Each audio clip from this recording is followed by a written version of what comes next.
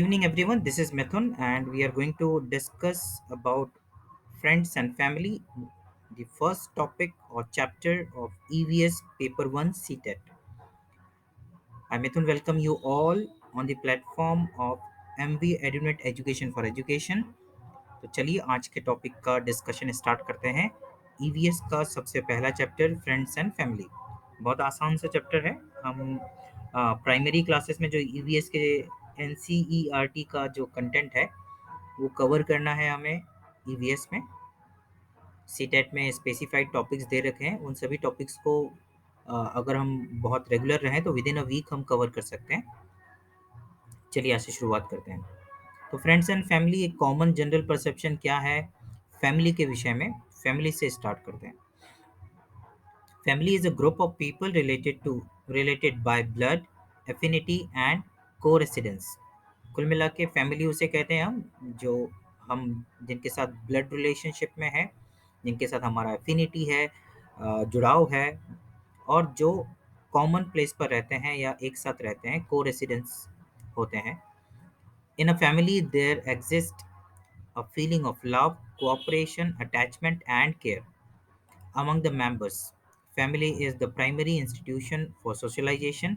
इसके बारे में हम पहले भी बात कर चुके हैं कि फैमिली को प्राइमरी इंस्टीट्यूशन ऑफ सोशलाइजेशन माना जाता है फॉर एनी चिल्ड्रन। किसी भी बच्चे का जब जन्म होता है तो सोशलाइजेशन की प्रक्रिया परिवार से स्टार्ट होती है। तो प्राइमरी कई बार ये सीटेट में भी पूछा गया है और अन्य एग्जाम्स में भी। तो हमें ध्यान रखना है कि परिवार जो है प्राइमरी सोर्स है, प्राइमरी इंस्टीट्यूशन है सोशलाइजेशन का। It place a vital role in shaping the individual social life and it is the place where human first learn to live collectively.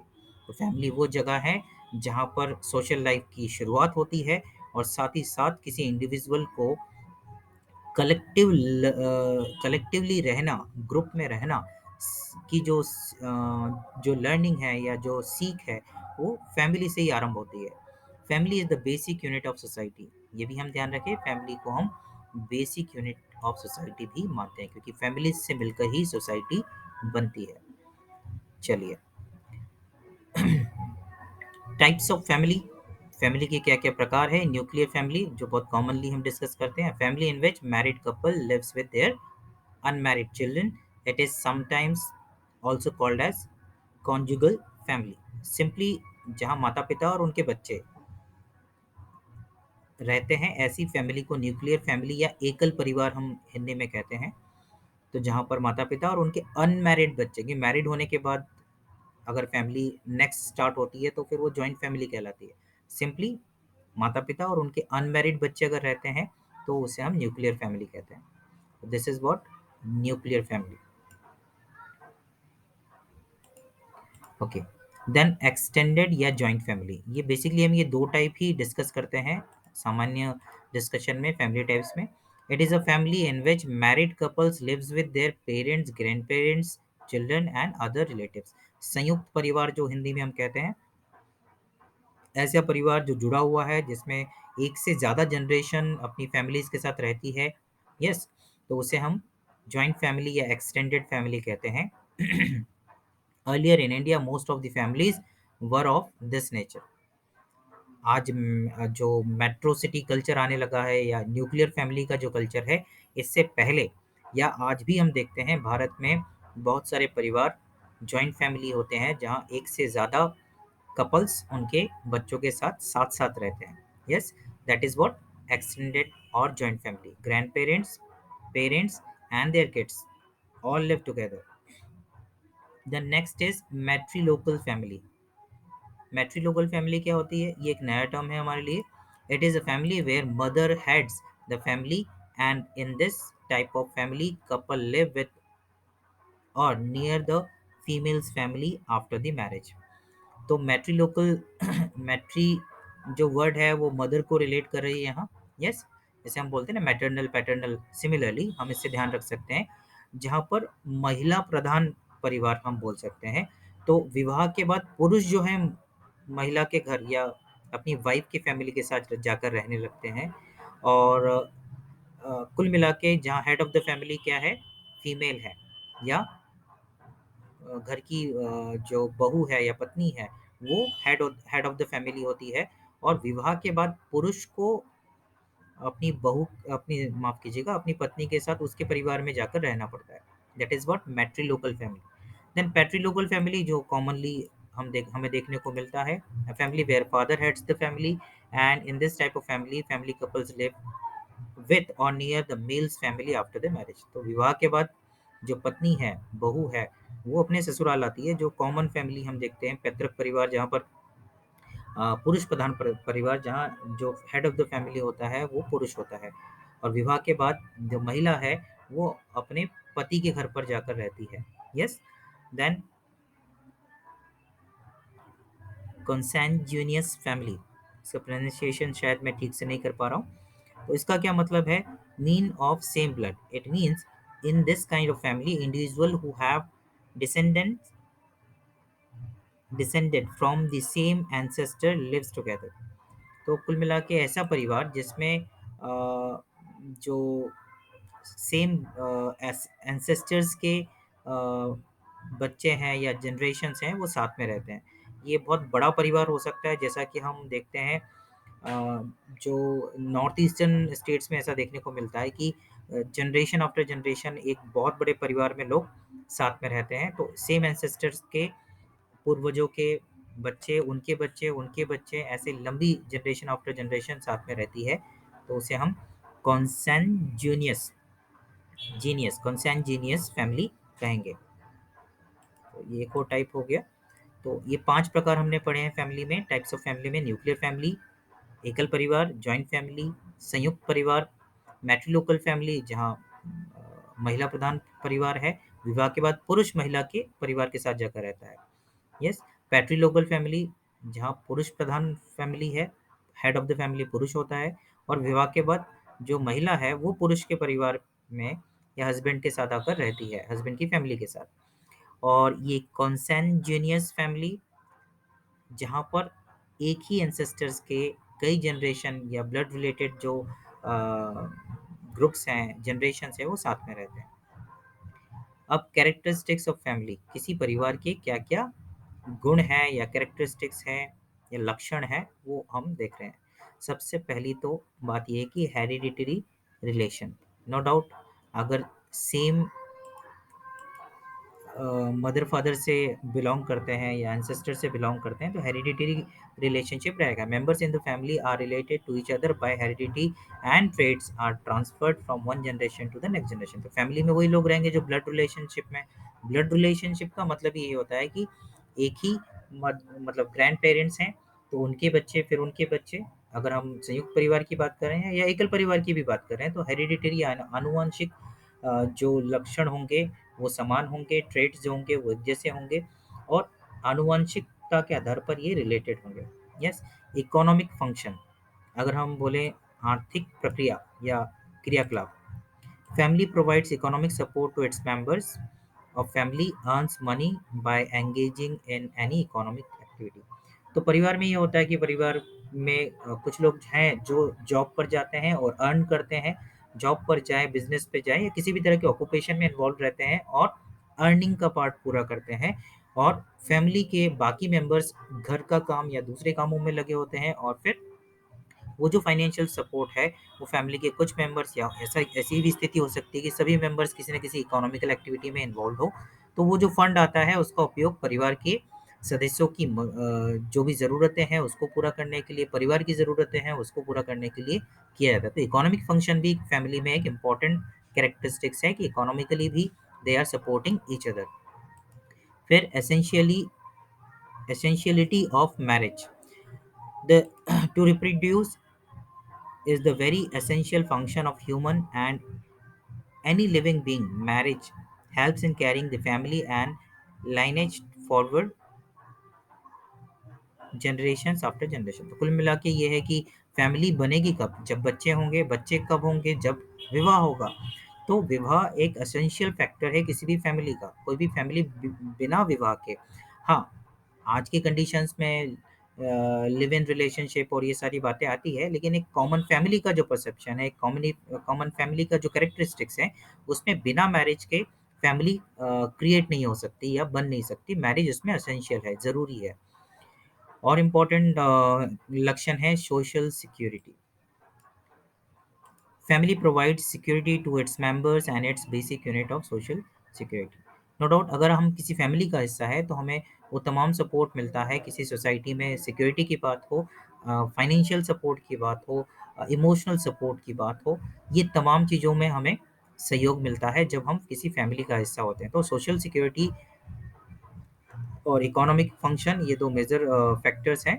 और एसेंशियलिटी ऑफ मैरिज और heredity relation, तो ये चार characteristics, basic characteristic जो एक family की होती है उसके बारे में हमने बात किया कि आनुवांशिक रूप से एक दूसरे से जुड़े होते हैं, आर्थिक रूप से एक दूसरे की मदद करते हैं, एक दूसरे की हेल्प करते हैं, या एक दूसरे के काम आते हैं। विवाह जो है इसमें एक महत्वपूर्ण कारक है या महत्वपूर्ण फैक्टर है फैमिली को बिल्ड करने के लिए।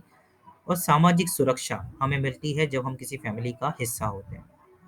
Functions of a family, family के क्या क्या क्रियाकलाप है तो हम देखते हैं एक एक करके।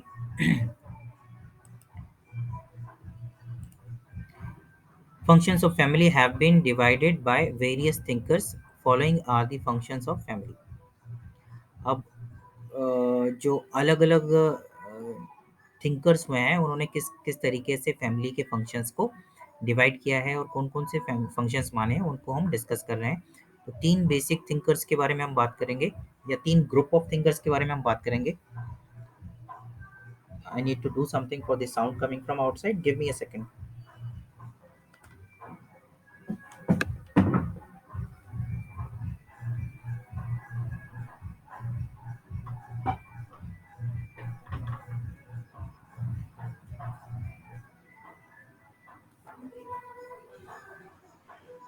No solution for these days.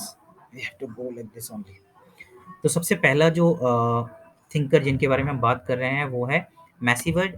उन्होंने डिवाइड किया है फैमिली फंक्शंस को इनटू टू फॉर्म्स, दो तरीके से, एसेंशियल और नॉन एसेंशियल। तो he has divided the family function into two forms, essential and non essential. अब देखते हैं economic function, reproductive function, educational function, sexual function comes under the essential function. तो इसमें से एसेंशियल कौन कौन से हो गए? Economic function, reproductive function, educational function, sexual function comes under the essential function, while recreational function comes under non essential। recreational मतलब हम फैमिली में रहते हैं तो अलग अलग तरह के प्रोग्राम्स होते हैं जो हम सेलिब्रेट करते हैं, चाहे बर्थडेज हो, मैरिज फंक्शन हो, पूजा पाठ हो। अभी दशहरे चल रहे हैं तो इसमें भी पारिवारिक रूप से हम अलग अलग कार्यक्रमों में इन्वॉल्व होते हैं। तो अल्टीमेटली दो ग्रुप में डिवाइड किया है। एसेंशियल जो आधारभूत ज़रूरत है, चाहे वो आर्थिक हो, रिप्रोडक्टिव हो, अ, शैक्षिक हो, सेक्सुअल हो, ये सब एसेंशियल फंक्शन माना है मैसीवर ने। और जो रिक्रिएशनल है, या जिसमें हम बोल सकते हैं एंटरटेनमेंट है या रिक्रिएशन है, मतलब हम मनोरंजन के लिए जो भी कार्य परिवार के होते हैं वो नॉन एसेंशियल हैं। यस, तो ये दो कैटेगरी में उन्होंने डिवाइड किया है। अगर हम बात करें ऑकबर्न एंड निमकॉफ की, ये जो दो थिंकर्स हैं इनके अनुसार categorise the family function into affectional, economic, protective, religious, educational and recreational domain. तो इन्होंने ये सारे डोमेन माने हैं या कैटेगराइज किया है 1 2 3 4 5 6 डोमेन्स में। अफेक्शनल जिसमें हम एक दूसरे से जुड़े रहते हैं इमोशनली, इकोनॉमिक जहाँ फाइनेंशियल ज़रूरतें हैं परिवार की उसको पूरा करना, प्रोटेक्टिव सुरक्षा देना, रिलीजियस धार्मिक भी होता है, एजुकेशनल शैक्षिक, रिक्रिएशनल मनोरंजनात्मक। तो ये कुल 6 डोमेन्स में इन्होंने डिवाइड किया है कि फैमिलीज़ के किसी भी फैमिली का ये सारा फंक्शन होता है। यस। देन अगर हम बात करें हुनबर्ग की, तो हुनबर्ग ने डिवाइड किया है फैमिली फंक्शन को 4 पार्ट्स में। Primary group satisfaction, then cooperation and division of labour. तो प्राइमरी ग्रुप सेटिस्फेक्शन मतलब पूरे परिवार की जो एक सेटिस्फेक्शन है उसके बारे में बात की जा रही है।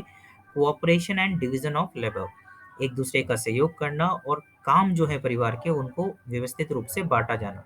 Care and training of children, बच्चों की परवरिश करना। Regulation of sexual behaviour and reproduction. तो ये कुछ मेजर, या हम बोलें इन्होंने चार चार डिवाइड चार ग्रुप में डिवाइड किया है फंक्शन को। Primary group satisfaction, cooperation and division of labour, care and training of children, regulation of sexual behaviour and reproduction. तो हम देख रहे हैं मेजरली ये जो हमने यहाँ बात की है, इनमें से ही चीज़ें आ रही हैं। रिप्रोडक्शन है, इकोनॉमी है, प्रोटेक्शन है, रिप्रोडक्शन है। यस, ये कुछ मेजर चीज़ें हैं जो ये चारों ही, सॉरी ये तीनों ही थिंकर्स बात कर रहे हैं। एक एक पर्टिकुलर ग्रुप ऑफ थिंकर्स में दो लोग हैं तो हम बोल सकते हैं चारों ही। अब इसके बाद contribution of family and development of child, ये इंपॉर्टेंट है एजुकेशन के प्रोस्पेक्ट से, इवन सीटेट के प्रोस्पेक्ट से, कि फैमिली का क्या रोल होता है बच्चों के एजुकेशन में। Natural development of child is affected by the surroundings in which child lives.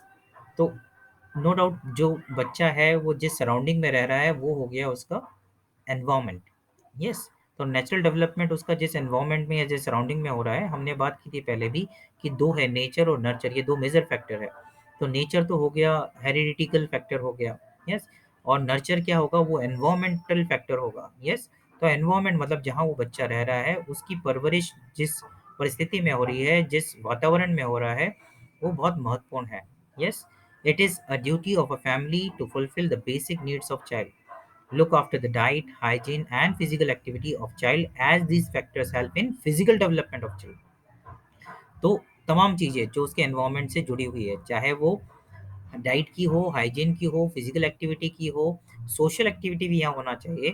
तो ये तमाम तरह के जो डेवलपमेंट है वो बच्चे का एनवायरनमेंट पे डिपेंड करता है। तो वो एनवायरनमेंट कहाँ से मिल रहा है उसे, उसकी फैमिली से। तो फैमिली की जवाबदारी है कि उसकी डाइट की, उसकी फिजिकल एक्टिविटी की और तमाम चीज़ों की जो उसके डेवलपमेंट के लिए ज़रूरी है। Hereditary traits of parents and education of parents may play important role in mental development of child। No doubt hereditary traits भी हेल्प करते हैं, उसका भी आधार होता है। लेकिन उसके परे जब फैमिली पे बात आती है, जैसा कि हमने पहले भी एग्जांपल में डिस्कस किया है कि हमारे पास कोई सीड है और उसमें वो तमाम पोटेंशियल है, वो परफेक्ट है, लेकिन अगर उसे बोया नहीं जाए, उसे पर्याप्त मात्रा में पानी, सही मिट्टी, खाद, धूप, हवा नहीं मिल पाएगी, तो वो बीज कितना ही अच्छा हो, वो एक अच्छे पौधे या अच्छे वृक्ष में नहीं बदल पाएगा। तो एक जो बेसिक हेरिडिटिकल रिक्वायरमेंट है वो सीड में है, लेकिन जो एनवायरमेंटल रिक्वायरमेंट है अगर वो पूरी नहीं होगी, तो वो बेस्ट सीड होके भी बेस्ट ट्री या प्लांट में कन्वर्ट नहीं हो पाएगा। तो यहीं पर इम्पोर्टेंट रोल है फैमिली का या एनवायरनमेंट का या सोसाइटी का। तो डेवलपमेंट में इम्पोर्टेंट रोल है environment of home and near by surroundings affect the mental development of child. Child begin his early education and training with in the family. तो इसलिए इम्पोर्टेंट है क्योंकि बच्चे की जो शुरुआती शिक्षा है, ट्रेनिंग है, हमने बात की कलेक्टिवली रहने की जो सीख है, वो कहाँ से मिलेगी, वो फैमिली से मिलेगी। और एनवायरनमेंट जो है वो कौन प्रोवाइड कर रहा है, फैमिली प्रोवाइड कर रहा है। तो फैमिली का रोल बहुत इंपॉर्टेंट है ये इनिशियल लेवल पर बच्चे के डेवलपमेंट में। Family is an essential vehicle for transmission of knowledge, values, attitudes and practices. ये भी सही बात है कि एक एसेंशियल व्हीकल है या हम बोलें ब्रिज है, जिससे बच्चे तक नॉलेज, वैल्यू, एटीट्यूड और प्रैक्टिसेस पहुंचती है। This is very important for a child growing in a family, and these roles of family is very important because initial development of a child will depend on all these factors which is provided by the family। Okay, now we are coming, after completing this family portion we are on friend। According to Oxford Dictionary में अगर देखेंगे friend की definition, a person with whom one has a bond of mutual affection, typically one exclusive of sexual or family relations। इसमें हम इसको ऐसे समझ सकते हैं कि ऐसा कोई व्यक्ति जिसके साथ हमारा कोई फैमिली या सेक्सुअल रिलेशन नहीं है, और उसके बाद भी उस व्यक्ति के साथ हम अफेक्शनेट फील करते हैं, म्यूचुअल अफेक्शन है हमारा। टिपिकली हाँ, म्यूचुअल अफेक्शन है, एक बॉन्ड है जिससे हम अपनी चीज़ों को उससे आसानी से शेयर कर पाते हैं। That is what a friend means as per the Oxford Dictionary definition: a person with whom one has a bond of mutual affection, typically one exclusive of sexual or family relation। उसे हम दोस्त कहते हैं जिसके साथ किसी तरह का सेक्सुअल या फैमिली रिलेशन नहीं होने के बाद भी हम म्यूचुअल अफेक्शन फील करते हैं, बॉन्ड फील करते हैं, और हम अपनी चीज़ों को शेयर करने के लिए, उससे चीज़ों को जानने के लिए कंफर्टेबल होते हैं, that is a friend. As we go through life, we have the opportunity to meet a variety of different people, but we few become friends. No doubt, हम डेली इंटरेक्शन में कई लोगों से मिलते हैं, और आज तो सोशल मीडिया प्लेटफॉर्म ऐसा है जहाँ पर हमारी इंटरेक्शन की, हमारी मीटिंग का कोई एंड नहीं है। Yes, we can interact with very unknown people every day, even they might be uncountable in number. लेकिन इनमें से भी हमारे सच्चे दोस्त या मित्र या फ्रेंड बहुत कम लोग ही बन पाते हैं। हमारे जीवन में हम बहुत सारे लोगों से मिलते हैं, but very few are becoming our friends. Yes, true friend share joys and sorrow. जो अच्छे दोस्त होते हैं वो दुख और सुख दोनों ही बांटते हैं। Stands with him in difficult circumstances and tries to protect in all the situation. तो जो अच्छा दोस्त होता है वो आपके दुख सुख में आपका साथ देता है, और आपको हर ऐसी सिचुएशन में प्रोटेक्ट करने की कोशिश करता है जहां उसकी मदद की आपको ज़रूरत होती है। Friends have mutual respect for each other. Relation between the friend is called friendship. तो नो डाउट एक म्यूचुअल रिस्पेक्ट की कंडीशन होती है फ्रेंड्स के बीच में, जो एक दूसरे का सम्मान करते हैं। और इनके बीच में ये जो संबंध है, किसी भी दो व्यक्ति के बीच में ये जो संबंध है, जिन्हें हम फ्रेंड्स कहते हैं, उनके बीच के संबंध को हम कहते हैं friendship. Friendship alone is that relation in the world where we select partner, friend, companion based on our interest. ये एकमात्र ऐसा रिलेशनशिप है जहाँ पर हम हमारे इंटरेस्ट के हिसाब से चूज कर सकते हैं, वी चूज इट, है ना। वी कैन नॉट चूज कि हमारे भाई कौन होंगे, हमारे बहन कौन होंगे, हमारे माता पिता कौन होंगे, ये सब हमारी चॉइसेस नहीं है। लेकिन फ्रेंडशिप ऐसी एक रिलेशनशिप है जहाँ हम चॉइस करते हैं, हम चूज करते हैं कि कौन हमारा दोस्त होगा। Yes, everyone is free to select friend of their own choice, and no one can forcefully be friend with other individual. तो हम चॉइस से किसी को चुनते हैं दोस्त बनाने के लिए। किसी को भी फोर्सफुली हम हमारा दोस्त नहीं बना सकते, या कोई दूसरा भी फोर्सफुली हमें अपना दोस्त नहीं बना सकता। Yes, fruitful social relationship in childhood and adolescence. Time help a child develop better overall personality and protect from later psychological disorders. आज हम देखते हैं कि लोनलीनेस और इमोशनल स्ट्रेस एक बहुत बड़ी बीमारी है, या इसकी संख्या, या इस तरह की समस्या से पीड़ित लोगों की संख्या लगातार बढ़ती जा रही है। तो दोस्त एक ऐसा माध्यम हो सकता है, दोस्त एक ऐसा सपोर्ट हो सकता है जो हमें इन सब चीज़ों से बचा सकता है, और साथ ही साथ एक कंप्लीट पर्सनालिटी में डेवलप कर सकता है। हम सब सुनते हैं हर एक फ्रेंड ज़रूरी होता है। तो उसी विषय में एक थोड़ा-सा मैं ऐड ऑन करना चाहता हूँ इसमें, कि I have shared far ago that हमारे दोस्त कैसे होने चाहिए। यस, तो उसमें बेसिकली 3 चीज़ों पे बात की गई है कि हम हमारे बहुत सारे दोस्त होने चाहिए जो ऐज में हमसे कम है, यंग है बहुत, या फिर बोलें स्टूडेंट्स हैं। यस, क्योंकि ये ग्रुप जो है दोस्तों का, ये हमें एनर्जी देता है। इनमें हिम्मत होती है बड़े-बड़े सपने देखने की, इनमें बहुत कुछ करने की ऊर्जा होती है। तो इनसे हमें सपने मिलते हैं, इनसे हमें ऊर्जा मिलती है, इनसे जीवन के प्रति डर नहीं है, इनमें निडरता से बात करते हैं, तो ये निडरता हम में भी आती है।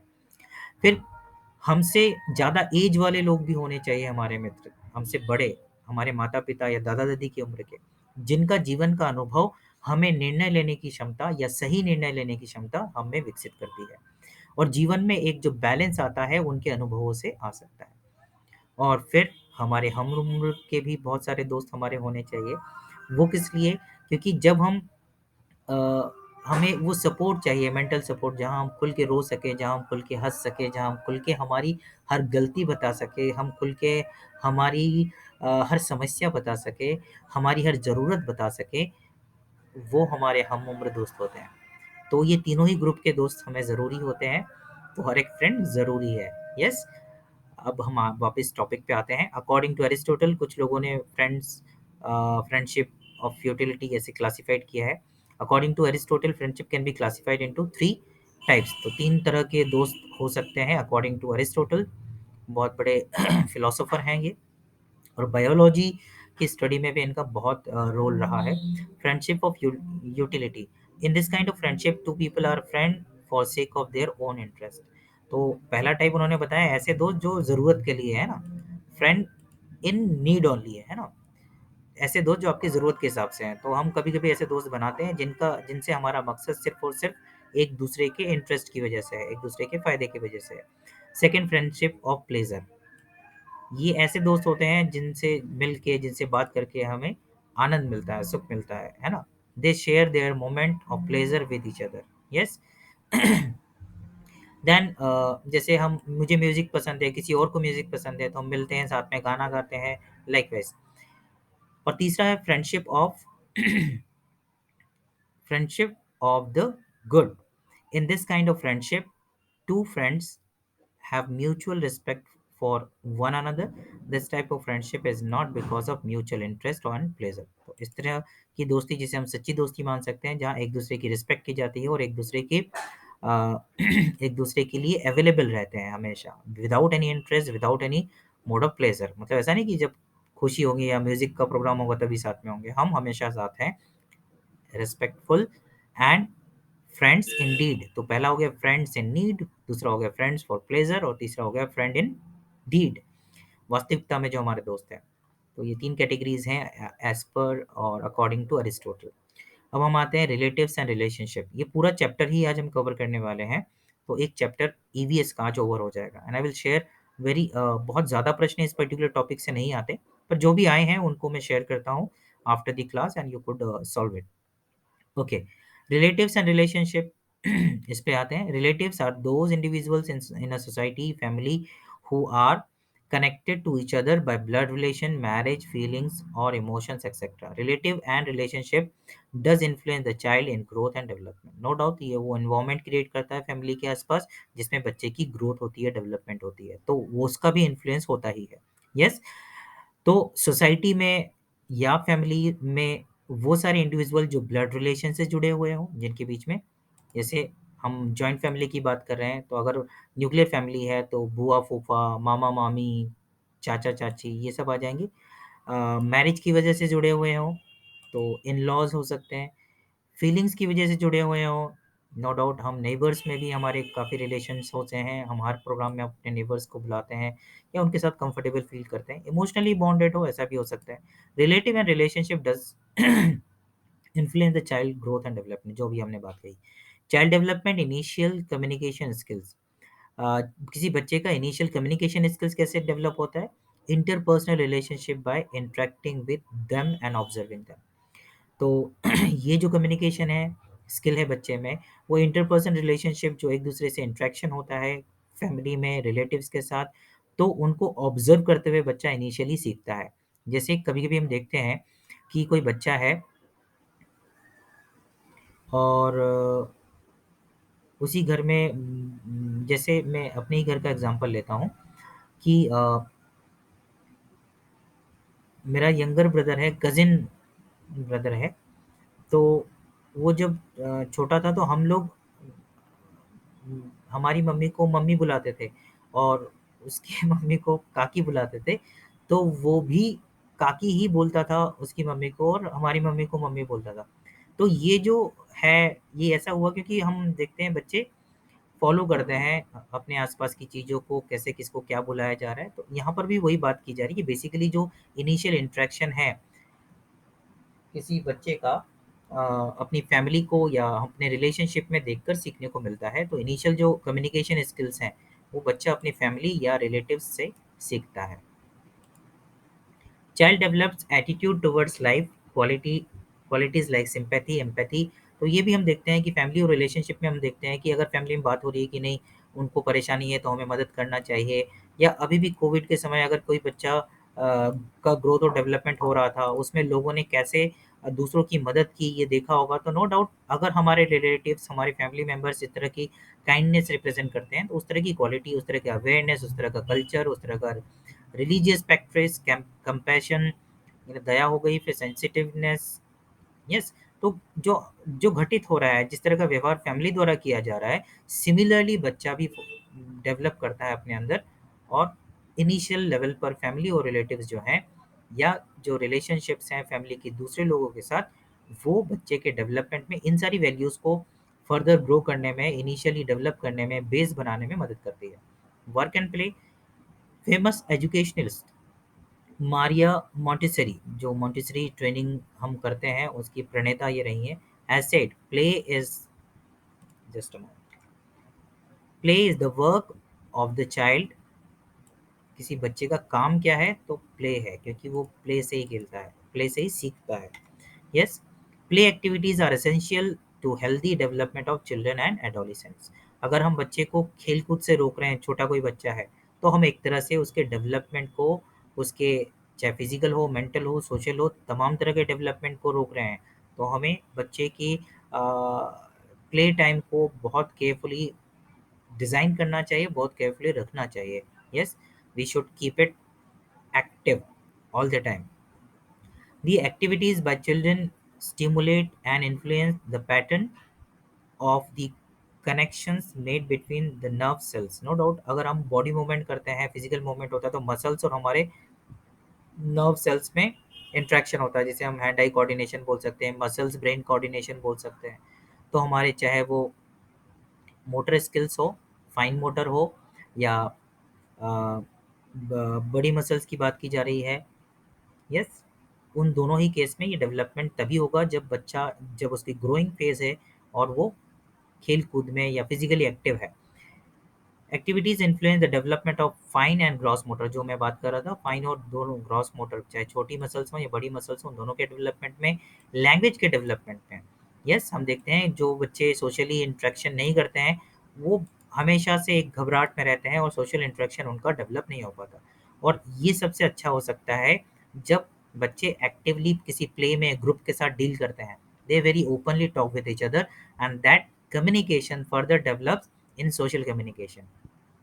तो इमोशनल वेल बीइंग के लिए, क्रिएटिविटी के लिए, प्रॉब्लम सॉल्विंग के लिए, लर्निंग एबिलिटी एबिलिटी के लिए, इन सब के लिए प्ले ज़रूरी है।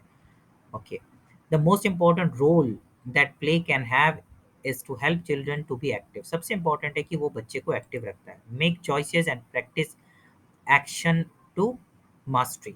नो डाउट वो फिजिकल मूव करेगा तो किसी चीज़ को होल्ड करेगा, किसी चीज़ को थ्रो करेगा, दौड़ेगा, इन सब से धीरे धीरे उसकी फिजिकल स्किल्स में मास्टरी होने लगती है। Play links sensory, motor, cognitive, and social emotional experiences and provides an ideal setting from brain development. No doubt brain के डेवलपमेंट में जो जो सेंसरी, मोटर, कॉग्निटिव या जो हैंड आई कोऑर्डिनेशन या तमाम तरह की चीज़ें जो डेवलप होनी चाहिए, वो प्ले से हो सकती है। Importance of play in education and health. Education और हेल्थ में प्ले का क्या रोल है? Work and play forms an important component for overall development of child. That is why play has been given important place in school curriculum. अभी हमने कुछ दिन पहले भी बात की कि न्यू एजुकेशन पॉलिसी में भी इस बात की कंफर्मेशन ली जाती है हर एक स्कूल से कि वो रेगुलर अपने बच्चे को कम से कम एक पीरियड गेम्स का, स्पोर्ट्स का दे रहे हैं या नहीं, क्योंकि ये इम्पोर्टेंट है बच्चों के ओवरऑल डेवलपमेंट के लिए। Through games or play, it is easier to teach children, and concept taught by the way of play remains in their memory for very long time as they grasp it easily and observing it practically. No doubt, जब practically बच्चा involve होता है physically कोई concept में, या आज हम बोलते हैं एक्टिविटी बेस्ड लर्निंग कितना अच्छा है, क्यों अच्छा है? क्योंकि एक्टिवली अगर जितने सेंस ऑर्गन्स इन्वॉल्व होते हैं किसी भी टीचिंग लर्निंग प्रोसेस में, उतना ही ज़्यादा लर्निंग होने की संभावनाएं रहती है। थ्रू गेम्स और play it is easier to teach children, ये हम समझ चुके हैं। नेक्स्ट पॉइंट है through constructive activity and game child tries to learn something new, जिसको हम कंस्ट्रक्टिविज्म में भी कहते हैं। तो नो डाउट अगर उनका एक्टिव इन्वॉल्वमेंट है किसी प्ले में, किसी वर्क में, किसी एक्शन में, किसी प्रोजेक्ट में, किसी एक्टिविटी में, तो अल्टीमेटली उसका आउटकम बेहतर आना है। Games, sports and other physical activities helps in developing the immunity and enables body to fight against diseases and infections. Games and physical activities are very, no doubt physically भी हम active रहते हैं। हमने देखा Covid phase में हमने बात की कि हमको फिजिकली एक्टिव रहना है, योगा करना है, प्राणायाम करना है, क्योंकि ये हमारी इम्यूनिटी को डेवलप करता है। सिमिलरली कोई बच्चा अगर अपने चाइल्डहुड में इन सब चीज़ों के लिए हैबिचुअल हो जाता है, तो उसकी इम्यूनिटी की डेवलपमेंट और फ्यूचर फिजिकल स्ट्रेंथ भी काफ़ी अच्छी होगी। Games and physical activity are very important for mental development. तो हम बार बार ये कोटेशन सुनते हैं, एक स्वस्थ शरीर में ही एक स्वस्थ मस्तिष्क निवास कर सकता है या हो सकता है। तो नो डाउट अगर कोई फिजिकली फिट है देन ओनली उसके बाद की सारी बातें होती है। अगर हम फिजिकली फिट नहीं है तो चाहे कितना अच्छा प्रोग्राम हो रहा है, चाहे कितनी अच्छे से पढ़ाया जा रहा है, चाहे कितनी अच्छी एक्टिविटी हो रही है, वो सब गौन हो जाती है, उन सब का कोई अर्थ नहीं रहता। तो सिंपली सबसे पहला स्टेप तो यही है कि हम फिजिकली फिट हो, और वो कब होगा जब एक्टिव होगा कोई बच्चा गेम्स में, फिजिकल एक्टिविटी या किसी भी तरह के फिजिकल रिक्रिएशन या तमाम चीज़ें जिससे वो फिजिकली एक्टिव हो रह सके, उन चीज़ों में इन्वॉल्व करना होगा।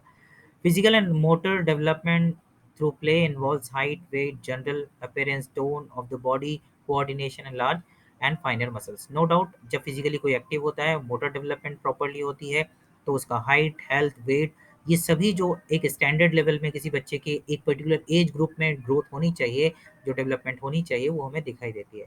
Cognitive development includes forming self-concept, forming concepts of size, shape and color, different types of blocks, bits, toys, clay। ये जो कॉग्निटिव डेवलपमेंट में हमारा अलग अलग सेंस डेवलप होता है, चाहे वो साइज का हो, वॉल्यूम का हो, एरिया का हो, वो तभी होता है जब हम उन चीज़ों को होल्ड करते हैं, उन चीज़ों को एक्सपीरियंस करते हैं। तो ये एक्टिविटी या मैथ्स लैब की बात करें, वो ज़्यादा बेहतर तरीके से हमें समझा सकता है। क्षेत्रफल क्या है, आयतन क्या है, वॉल्यूम क्या है, ये सब हम एक्सपीरियंस से, हैंड ऑन एक्टिविटीज से ज़्यादा बेहतर सीख सकते हैं। इसके बाद हम कुछ क्वेश्चंस भी लेंगे। Other natural material enable children to learn different between the shape, size, colour, texture and volume. No doubt जब तक हम उन्हें देखते नहीं हैं, छूते नहीं हैं, हमारा सेंस ऑर्गन अधिकतम उपयोग में नहीं आता, तब तक हम किसी चीज़ की पूरी जानकारी या पूरा कंसेप्ट नहीं डेवलप कर पाते। तो no doubt work and play दोनों ही बच्चों के लिए ज़रूरी है, एक्टिविटी बेस्ड लर्निंग ज़रूरी है। Socio economical development include establishment relationship, developing behavioural controls and so skills that make them acceptable in the family, school और कम्युनिटी। तो सोशियो इकोनॉमिकल डेवलपमेंट में भी रिलेशनशिप, बिहेवियरल कंट्रोल, और इसमें इकोनॉमिकल सॉरी सोशो इमोशनल है, economical term में गलत पढ़ रहा था। सोशो इमोशनल डेवलपमेंट में भी work and play important role play करने वाला है। यस। और ये हमें बिहेवियर कैसे करना है, बिहेवियर को, इमोशंस को कैसे कंट्रोल करना है, रिलेशनशिप में कहाँ कहाँ हमें चीज़ों को एक्सेप्ट करना है, कहाँ कहाँ फ्लेक्सिबल होना है, ये तमाम चीज़ें हम वर्क और प्ले से सीख सकते हैं। नाउ कुछ क्वेश्चंस हैं, इनको देख लेते हैं। सबसे पहला है the basic format of Indian family is nuclear family, joint family, maternal family, none of this. हम देखते हैं जॉइंट फैमिली जो है ये बेसिक फॉर्मेट है इंडियन कल्चर में या इंडियन फॉर्मेट में फैमिली का। What are the advantages of nuclear family, ये आपको जवाब देना है कमेंट करके। From the following does not provide provided by family, इसमें से क्या है जो फैमिली द्वारा प्रोवाइड नहीं किया जाता। तो ये दो क्वेश्चन जो है, question number second and three, इसका आंसर आपको भेजना है। So that's all from my side for today. आज हमने ईवीएस के फर्स्ट चैप्टर को कवर किया है पेपर वन से, जिसमें फैमिली एंड फ्रेंड्स, जिसमें हमने फैमिली को समझा, टाइप्स ऑफ फैमिली के बारे में बात की, फिर कैरेक्टरिस्टिक्स ऑफ फैमिली के बारे में बात की, फिर फंक्शंस ऑफ फैमिली के बारे में बात की, contribution of family in child development, ये सबसे इंपॉर्टेंट हिस्सा था इसका, इसके बारे में हमने बात की।